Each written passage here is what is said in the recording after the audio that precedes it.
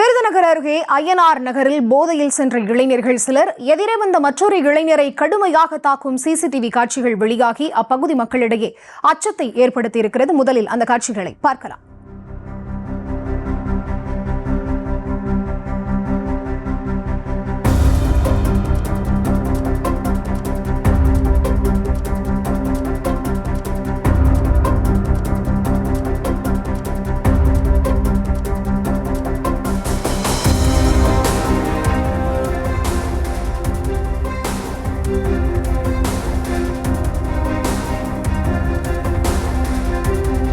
இது தொடர்பான விவரங்களோடு இணைகிறார் எமது செய்தியாளர் பாலா. அவரிடம் பேசலாம். வணக்கம் பாலா. அந்த போதையில் இருந்த இளைஞர்கள் அந்த எதிரே வந்த இளைஞரை தாக்குவதற்கு காரணம் ஏதேனும் இருந்ததாக கூறப்படுகிறதா?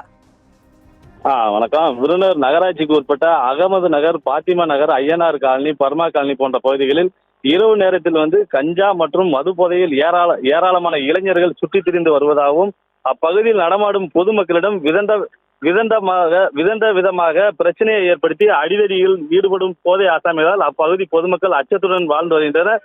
மேலும் இப்பகுதியில் நேற்று இரவு நேரத்தில் மட்டுமின்றி பகல் நேரத்திலும் போதை ஆசாமிகள் கண்முன் தெரியாமல் போதை ஆசாமிகள் சண்டையிட்டு திடீரென அடிதடியில் ஈடுபட்டு வருவதாகவும் தெரிகிறது.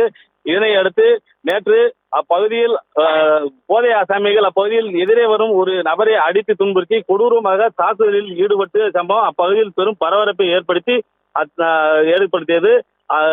அந்த சிசிடிவி கேமராவில் பதிவான வீடியோ காட்சியானது சமூக வலைதளங்களில் பரவி பெரும் பரபரப்பை ஏற்படுத்தி வருகிறது. இதனையடுத்து அப்பகுதியில் சுற்றித் திரியும் போதை ஆசாமிகளை மாவட்ட நிர்வாகம் கண்டுபிடித்து அவர்கள் மீது கடுமையான நடவடிக்கை எடுக்குமாறு அப்பகுதி பொதுமக்கள் கேட்டுக்கொள்கின்றனர். மேலும் இதனால் அப்பகுதியில் பொதுமக்கள் அச்சத்துடன் நடந்து சென்று வருவதாகவும் கூறுகின்றனர்.